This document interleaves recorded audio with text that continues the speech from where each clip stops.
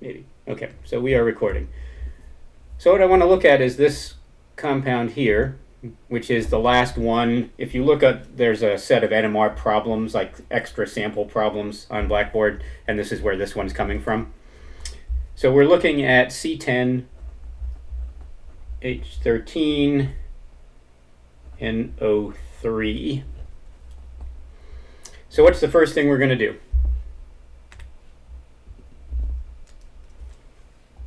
Degrees of unsaturation. Yep. So we want to calculate degree of unsaturation. And how do I do that? 2n plus 2. So if saturated, can't spell, C10H 2 times 10 plus 2, right? So it should be C10H22 if it were saturated.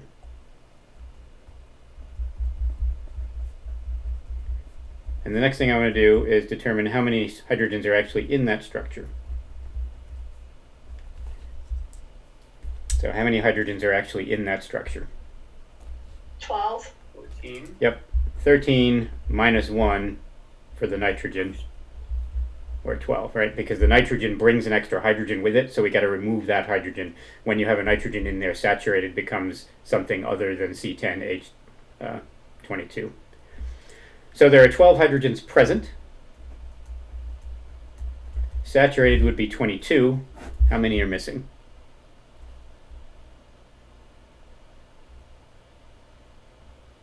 It's an elementary math problem.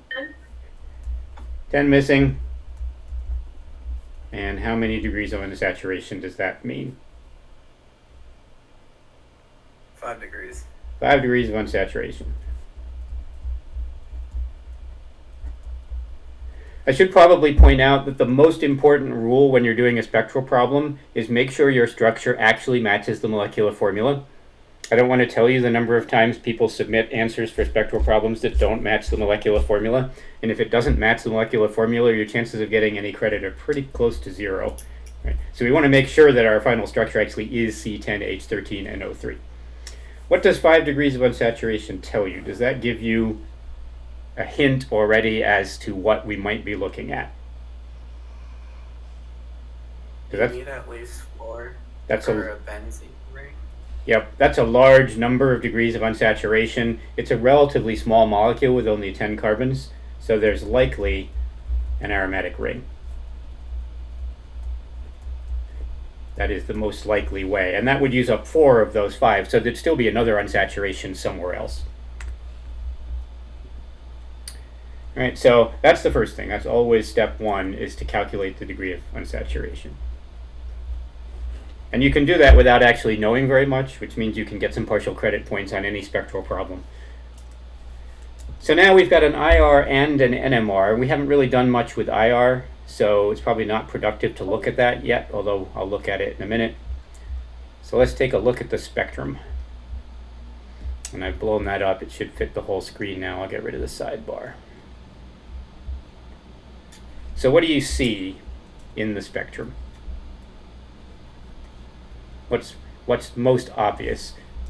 You're seeing this big peak at 0, right? That is the tetramethylsilane standard. You'll notice there's no integration. There is an integration, but there's no number there, which means that we're going to ignore that. The chloroform residual peak, which is usually down here at 7.2, is hidden under this other signal. So what should we look at first, do you think?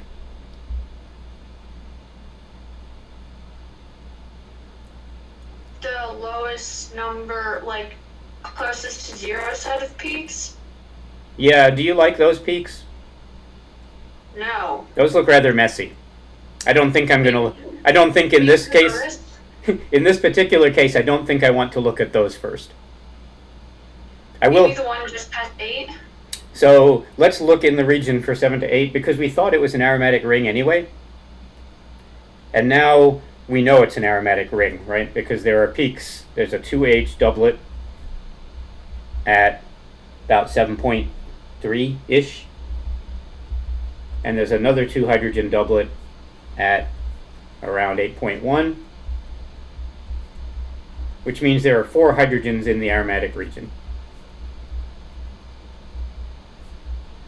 And that confirms our suspicion that it's an aromatic ring.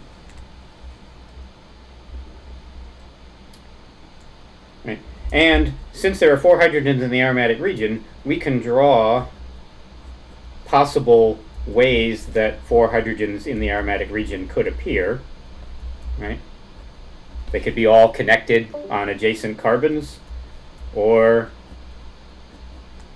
right, it could look like that, or potentially the 2 things that aren't hydrogen could be on opposite sides. And those are different substitution patterns. This is a 1-2 substitution, which is referred to as ortho. This is a 1-3 substitution, which is referred to as meta. And this is a 1-4 substitution, which is referred to as para. So we have 2 things that aren't hydrogen, we've got 4 hydrogens on the ring. It can either be ortho or meta or para. Right? But if you look at those 2 peaks, they're both doublets, right? And there's significant symmetry. Right? So we know that there's some symmetry in the structure.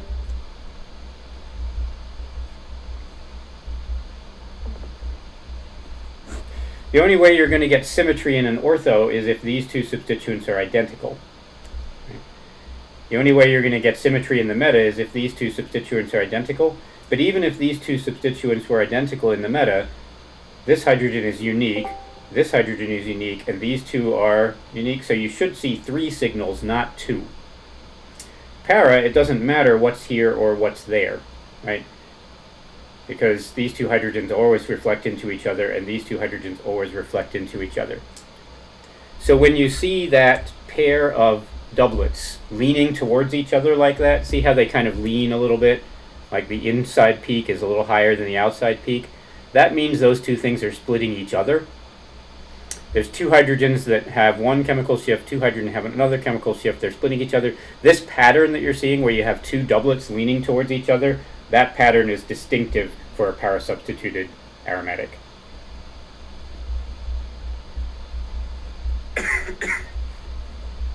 So we know that it's this one, the para-substitution.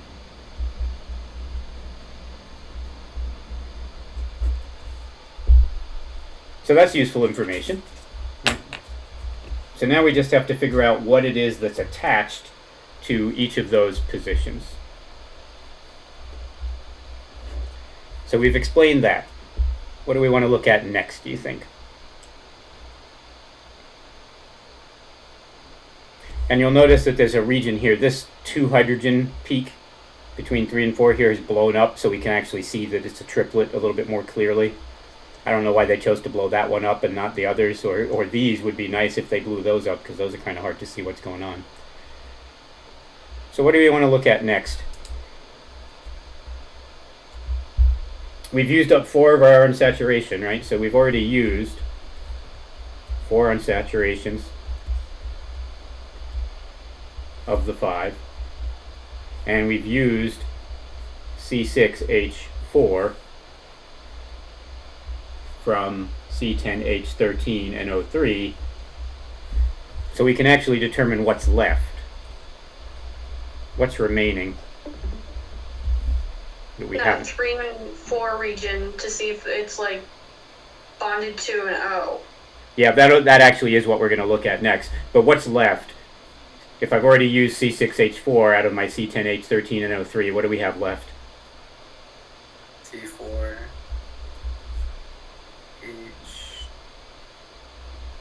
H9NO3. Right, so I have C4H9NO3 left. I've got to find those pieces somewhere in that structure. Right. It's not always productive to do that, but it's sometimes productive to figure out what you have left to explain. So let's look at that peak down between 3 and 4. right? That's at about 3.6, 3.7-ish. What does that peak around 3.7, which is a triplet, and a 2-hydrogen integration tell us? First of all, why is it between 3 and 4?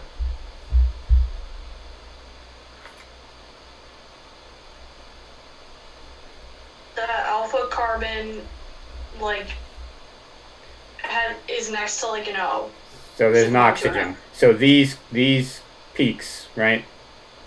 The hydrogens attached to this carbon are down to 3.7. Why is it a 2-hydrogen integration? The carbon is attached to the ring.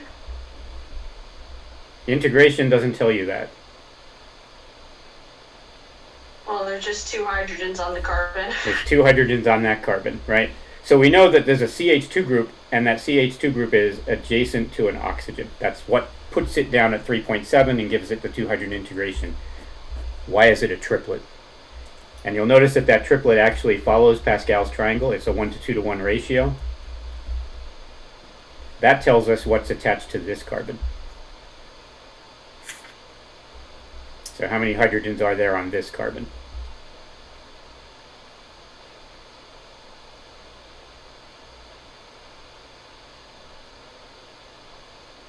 N plus 1, right? 2. N adjacent hydrogens equals N plus 1 peaks. I see 3 peaks. I must have 2 adjacent hydrogens. So just from that one peak at 3.7, that 2-hydrogen triplet, I get this fragment.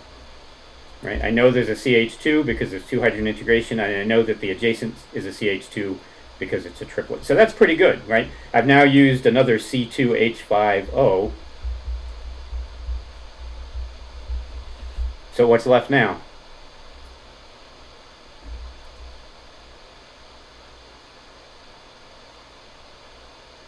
It's a subtraction problem. C2H4NO2. So I got to find another C2H4NO2. So what peak do we want to look at next?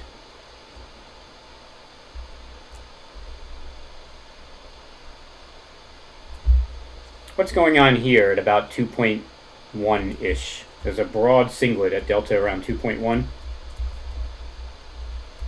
Is the H on the O? That is an alcohol. Alcohol peaks are always broad, and it's a 1-hydrogen integration that's not split, and hydrogens attached to oxygen don't split because of the exchange, right? You've got hydrogen bonding, so that hydrogen is in equilibrium going back and forth from oxygen to oxygen. So I actually now know that on this oxygen here, right, there's a hydrogen. So I can expand this fragment and say that it's HOCH2CH2, and that means that what's actually left is C2H4NO3. Sorry, NO2. NO2. Well, I guess it doesn't really help me. It just takes one of the hydrogens away. Oops, C2H. Did we do this right? C2H4O used. C2H5NO2. There we go. I like that better. Alright, so we've got C2H4NO2 left. What do we want to look at next?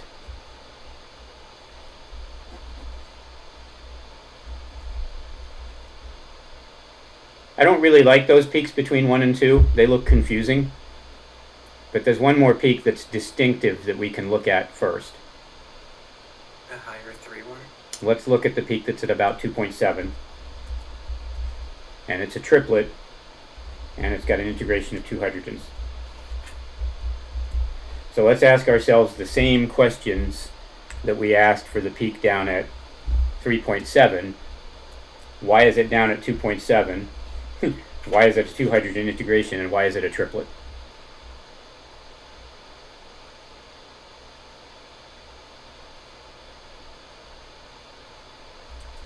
The easiest question is, why is it a 2-hydrogen integration? How many hydrogens are attached to this carbon? 2. 2. Why is it a triplet? 2 adjacent. 2 adjacent. Adjacent hydrogens. And then why is it at 2.7? Someone actually said the right answer to that question earlier when we were talking about this other triplet. What's it probably adjacent to that's shoving it down there? Ring. Probably the ring. So the likely reason why this is at 2.7 is because it's adjacent to the ring. So I've used up the C2H4 here.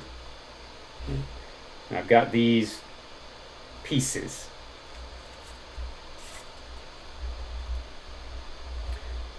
I don't know what to do with the NO2 yet.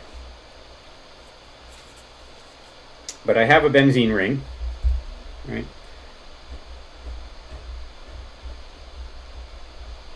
And I know that it's para-substituted.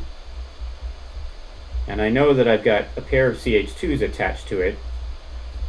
And then I know I also have to have a CH2-CH2OH. Kind of makes sense to attach the CH2-CH2OH to that and have this 4 carbons in a row. So now I've used all 10 carbons, 13 hydrogens, and 1 of the oxygens. What's left? O2. The only thing that's left is the NO2. Probably it's a nitro group. Nitro How group. would you know to put the alcohol and the other group together? Well, because I have the fragments, right? This HOCH2CH2 has to be bound to something, and this phenyl CH2CH2 has to be bound to something. So it kind of makes sense that that something and that something will be the same, right? That's connected to that. It's really the only way I can put those fragments together, because I already know that what's attached to this oxygen is a hydrogen, not this CH2. So in this case, I don't have overlap. I don't have extra atoms like that allow me to say, all right, this carbon is the same as that carbon. But I don't need it. So this is a nitro group. It's a nitrogen that's doubly bonded to one oxygen and singly bonded to another oxygen that has that formal charge separation. It's got a resonance structure where the 2 oxygens are equivalent. Nitro groups are actually really common on a benzene ring. So now I can write the whole structure. I've got an alcohol, I've got 4 CH2s in a row, then I've got my benzene ring, and then I've got my nitro group on it.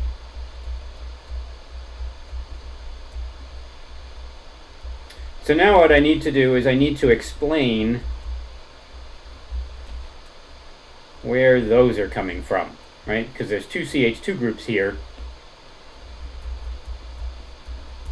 that need to be in the spectrum somewhere that I didn't identify where those peaks were. And presumably that's these peaks up here, right? They're both 2 hydrogen integration, which makes sense. It kind of is consistent with them both being CH2 groups. What should they look like? What should the pattern be for each of those 2 CH2 groups?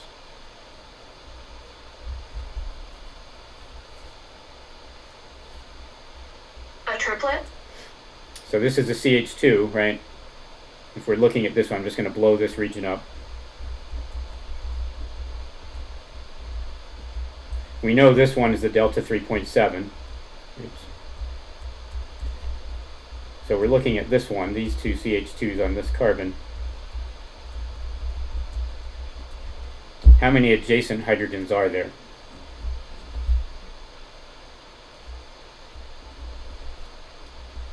4. 4 adjacent hydrogens. Now, those 4 adjacent hydrogens are not actually magnetically equivalent, but what you'll find is that the coupling constant for just a plain old alkyl thing here, where you have this free rotation, an sp3 hybridized carbon, the coupling constant is roughly 7 in both directions. So even though they're not magnetically equivalent, since they have the same coupling constants, you'll still get overlap and it'll still follow Pascal's triangle. So how many peaks should there be for 4 adjacent hydrogens? 6. That's not n plus 1, that's n plus 2. I mean, like, there will be 2 triplet groups. Oh, I'm just looking at this one yet. I'm not looking at this CH2 yet. Right? So I'm looking at these 2 hydrogens. They're magnetically equivalent. They're adjacent to 4. Right? N equals 4. What's n plus 1? Are you like, moving your mouse on the screen? Because if that's the case, I can't see that. I'm not moving my mouse on the screen, no. Oh. Here, let me show you. Sorry, I was still showing you the spectrum and I meant to be showing you what I've written out. So I see. So I'm looking at this CH2 group here, right? It's sandwiched between these 2 adjacent CH2s, so I've got 4 adjacent hydrogens, 2 on this carbon, 2 on that carbon. Though they're not magnetically equivalent to each other, they do share the same coupling constant, which means they act like they're magnetically equivalent. So for 4 adjacent hydrogens, there should be how many peaks? If n equals 4, n plus 1 equals 5. And if it follows Pascal's triangle, what do 5 peaks look like?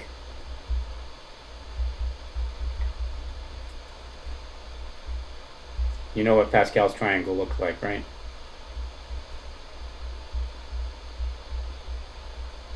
So 1, 4, 6, 4, 1. 1, 4, 6, 4, 1. So I should have a relatively intense middle peak, and then the outer peaks will be pretty small. 1, 5, 10, 10, 5, 1. Right. So you can see that the outer peaks rapidly drop off and most of the intensity is in the middle. So there should be 5 peaks. It should be a pentet. What about for the other CH2? Right? Because now we've got the CH2 adjacent to the ring.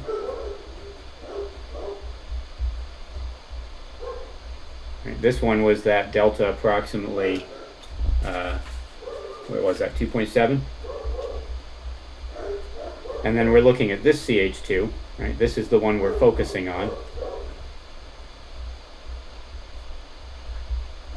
What should it look like? Is it that same pentet? Should be a pentet, right? 4 adjacent hydrogens, they're all alkyl. Right, and those 4 adjacent hydrogens would split it into a pentet. So what we're expecting to see is a pair of pentets, and they shouldn't be as far downfield as either of the triplets because those CH2s are not next to either the ring or the alcohol. So then we got to ask ourselves the question, do those peaks actually look like pentets? These 2 here. Now I am showing my mouse. Can you see it moving? So I've got 2 peaks between 1 and 2, right?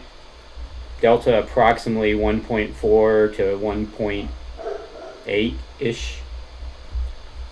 1.6 to 1.8. I got 2 triplet, or 2 signals. Do they look like pentets? Can you believe that they're pentets? Kind of looks like 1 central peak and then 2 on the outside and 2 smaller ones. Notice how they lean pretty heavily towards each other? There's a lot of lean here. There's a lot of lean on this one. When they lean really heavily towards each other like that, it means they're splitting. And since their chemical shifts are so similar, the lean is more pronounced.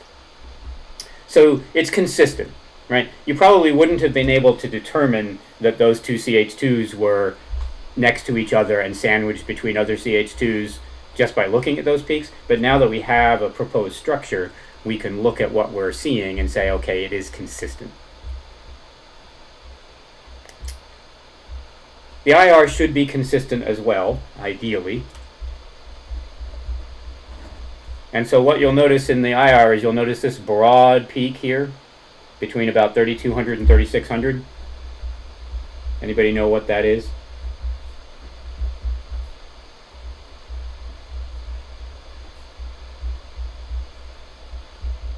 Is that the alcohol peak? That's an OH stretch. You can't say it necessarily it's an alcohol. It could be a phenol, because you probably had a peak much like that in the vanillin spectrum in your IR, because vanillin has a phenol on it. So that's the OH stretch. This stuff here, right, between 2800 and 3000, that's the CH stretch for an sp3 hybrid. But you see on this, there's a shoulder on this OH peak at about 3150 or so. That stuff there, that's the aromatic CH stretch. You've got peaks at 1500 and 1600. And those peaks at 1500 and 1600 reciprocal centimeters are their benzene ring breathing. So that's another piece of evidence that you've got an aromatic ring. And then down here in this region where you got something at about 700 and something about 750,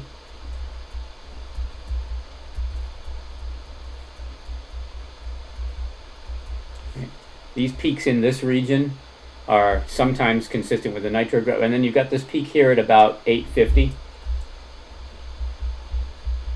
That 850 reciprocal centimeter is the para-substituted benzene region.